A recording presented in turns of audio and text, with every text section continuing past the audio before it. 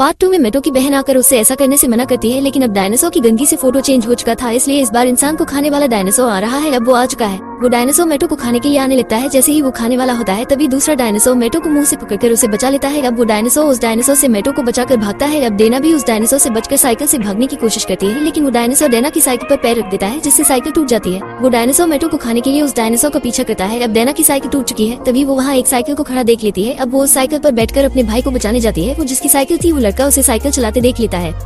वो अपनी साइकिल को पाने के लिए वो उस लड़की का पीछा करने लगता है। यह डायनासोर मेटो को उस डायनासोर से बचा रहा था, लेकिन वो डायनासोर उसका पीछा नहीं छोड़ रहा था। अब वो डायनासोर उस डायनासोर के बहुत करीब आ चुका था, लेकिन वो डायनासोर उस डायनासोर से मेटो को बचाने की पूरी कोशिश कर रहा था। यह डेना अपने भाई को बचाने के लिए जा रही थी। दूसरी ओर वही लड़का डेना का पीछा कर रहा था। रास्ते में वहाँ वही बुक पड़ी थी। डेना भी उसी साइड आ रही थी। अब वो बुक के पास आकर रुक जाती है और लड़का भी वही रुक गया। अब लड़का उससे कहता है, तुमने मेरी साइकिल चुराई, मुझे मेरी साइकिल वापस करो। वो कहती है, मेरा भाई खतरे में है, उसके पीछे एक बड़ा डायनासोर पड़ा है और वो उसे खा जाएगा, क्या डेना उसे बचा